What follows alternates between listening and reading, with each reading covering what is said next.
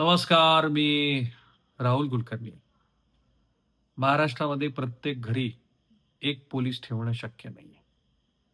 प्रत्येक गल्लीत एक पोलीस ठेवणं शक्य नाहीये. महाराष्ट्रातल्या प्रत्येक पर्यटन स्थळावरती पोलीस ठेवणं शक्य नाहीये. मग शक्य काय आहे? शक्य आहे तो समाजाचा धाक. शक्य आहे ते जे देवाला मानतात, त्या देवाचा धाक. जे छत्रपती शिवाजी महाराजांना मानतात, त्या महाराजांचा धाक. आणि त्याहून सगळ्यात मोठं आहे ते म्हणजे कायद्याचा धाक. कारण मी आत्ता जो तुम्हाला आवाज नागपूर, नाशिकमधल्या एका कुटुंबाचा, त्यांच्या गाडीतला, बहुधा असं दिसतं आहे की त्या सदगृहस्थाच्या मुलीचा आहे. तो आवाज तुम्हाला ऐकवतो. हा आवाज महाराष्ट्रामध्ये ना कायद्याचा धाक आहे. महाराष्ट्रामध्ये ना देवाचा धाक आहे. महाराष्ट्रामध्ये ना छत्रपती शिवाजी महाराजांचा धाक आहे. हे सांगण्यासाठी पुरेसा आहे. तो आवाज आहे. याचा फोटो काढ, याच्या गाडीचा फोटो काढ, याच्या गाडीचा फोटो काढ.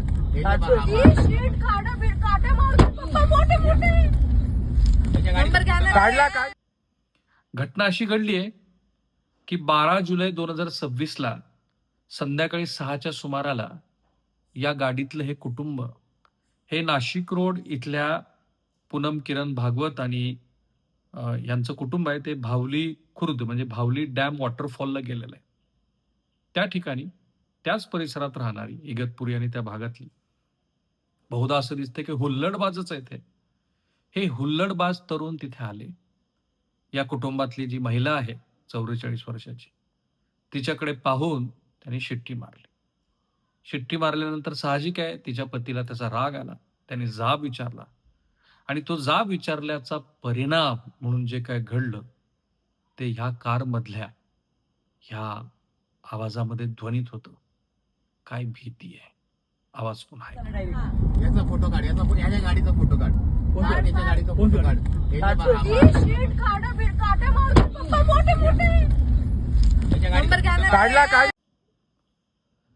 धबधबा पाहत असताना हे कुटुंब तिथं 20 ते 25 वयोगटातली 2 अनोळखी मुलं आली. मी तुम्हाला सांगितलं की त्यांनी ह्या कुटुंबातल्या महिलेकडे पाहून शिट्टी वाजवली. फिर्यादीचे पती किरण रामचंद्र भागवत त्यांनी त्यांना हटकलं आणि जाब विचारला. याचा राग येऊन या मुलांनी बेकायदेशीर टोळकं जमावलं. फिर्यादीच्या पतीला शिवीगाळ केली, दमदाटी केली, धक्काबुक्की केली.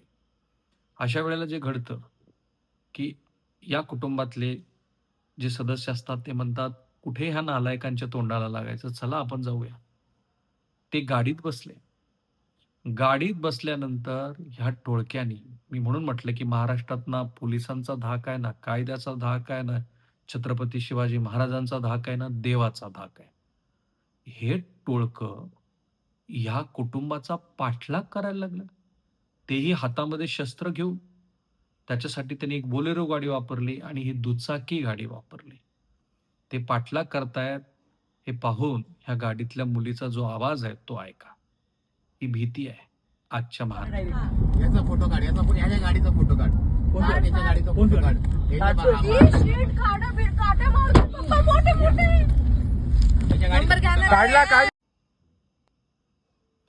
मी वारंवार का म्हणालो की इथे ना शिवाजी महाराजांचा धाक आहे ना देवाचा धाक आहे, कारण ही जी दुचाकी दिसतीये या दुचाकीवरती बहुधा छत्रपती शिवाजी महाराजांचा किंवा देवाचा कोणाचा तरी फोटो आहे. तो नेहमीसारखे जे उडाणटप्पू लोक आहेत त्यांनी स्वतःचं वेगळं रूप अस्तित्व दाखवण्यासाठी जे ते गाडीवरती दादा, बाबा, पापा, देव, महाराज असं जे काही करत असतात तसं आहे.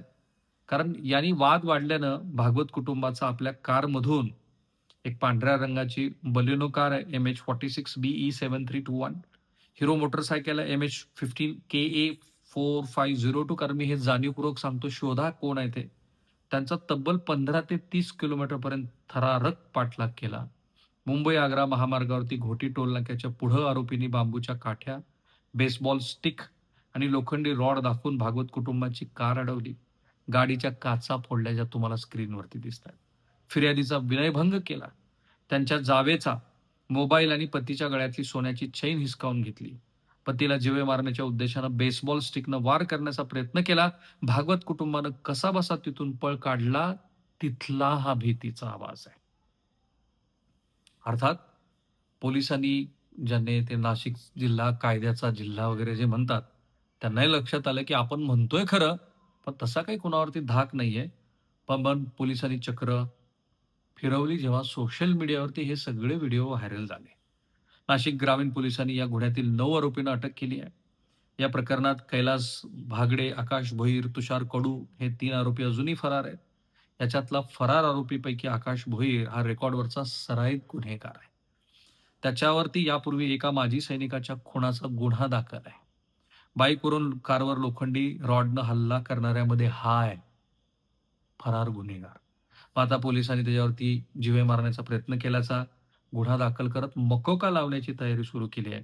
अंबड पोलिसांकडून हा गुन्हा वर्ग करण्यात आलाय आणि वेगवेगळ्या कलमांमुळे गुन्हा दाखल झाला. 12 तारखेला इव्हिनिंगच्या दरम्यान जी बाहुली डॅम परिसरामध्ये इगतपुरी पोलीस स्टेशनच्या हद्दीमध्ये जी घटना घडलेली होती, ज्या घटनेमध्ये महिलेवरती हात उगारणे, त्याचबरोबर विनयभंगाची घटना, त्याचबरोबर त्यांनी दिलेल्या तक्रारी अनुषंगानं ज्या ज्या गोष्टी आहेत त्या अनुषंगानं योग्य जो गुन्हा आपल्याकडे दाखल करण्यात आलेला आहे त्याच्यामध्ये त्यांची मोबाईल असेल त्याच्या अनुषंगानं, त्याचबरोबर इतर त्यांची गाडीची जी काच आहे त्या गाडीच्या काच वेगवेगळ्या ठिकाणी अशा प्रकारचे स्टिक्स मारून फोडणे, त्याचबरोबर दगड मारून फोडणे, त्यांच्यावरती हमला करणे, अशा अनुषंगानं आपण जे आहे ते अटेम्प्ट टू मर्डर, त्याचबरोबर इतर डेकॉयटी, अशा प्रकारची वेगवेगळी जी गंभीर कलम आहेत अशा प्रकारची सगळी गंभीर कलम या ठिकाणी आपण लावून गुन्हा दाखल करण्यात आलेला आहे. या अनुषंगानं याच्यामध्ये आतापर्यंत एकंदरीत 9 आरोपी जे आहेत ते 9 आरोपींना पूर्णपणे ताब्यात घेण्यात आलेलं आहे आणि त्याच्यावरती कारवाई सुरू आहे. हे जे एकंदरीत आरोपी आहेत हे आरोपी त्या परिसरामधले आहेत आणि हे सगळे जे आरोपी होते हे आरोपी वेगवेगळ्या इगतपुरी भागामधले, त्याचबरोबर नांदगाव सदो नावाचं गाव आहे, बनाईदुरी आहे, गिरणारे आहे आणि माणिकखांब आणि त्या आजूबाजूच्या परिसरामधले असे सगळे हे आरोपी आहेत, एकमेकांच्या ओळखीचे आहेत आणि त्यांनी अशा प्रकारचं 9 आरोपींना आपण ताब्यात घेतलेलं आहे. आणि याच्यामध्ये इतर जे आणखी काही आरोपी याच्यात निष्पन्न झालेले आहेत त्याच्यामध्ये फिर्यादीने आपल्याला तक्रारी दिल्याप्रमाणे इतर जे 6-7 आरोपी होते, त्याचबरोबर त्यामध्ये इतर काही इन्व्हॉल्ड आहेत जे असोसिएट आहेत क्राईमला करणारे, त्याचबरोबर यांच्याशी गाडी देणारे, काही मदत करणारे, अशा प्रकारच्या सगळ्या आरोपींना आपण याच्यामध्ये इन्व्हॉल्व करून या गुन्ह्यामध्ये आपण त्यांना निष्पन्न केलेलं आहे. त्याचबरोबर व्हिडिओद्वारे सुद्धा आपण निष्पन्न केलेलं आहे. याच्यामधला भोईर नावाचा एक आरोपी आहे, त्या आरोपीला पूर्वीचा एक त्याच्यावरती मर्डरचा गुन्हा त्याच्यावरती दाखल आहे 2020-21 दरम्यानचा, तर त्याच्यामधला तो आरोपी आहे. त्या व्यतिरिक्त आणखी असा कुठल्याही आरोपीचं बाकी कोणाचं क्रिमिनल रेकॉर्ड नाही आहे, एकाच आरोपीचा आहे.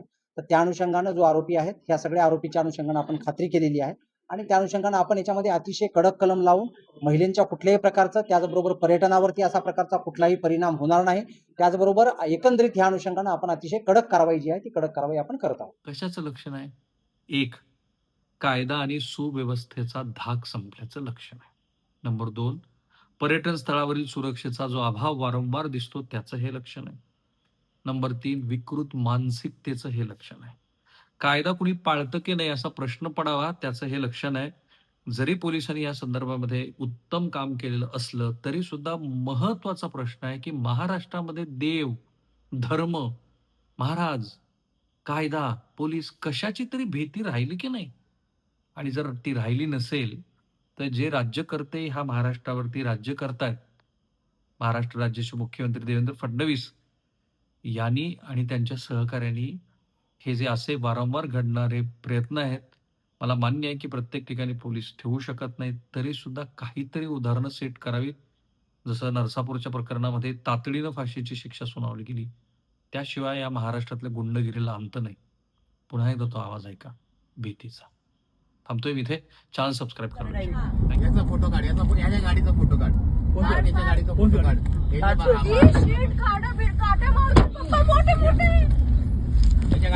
काढला काय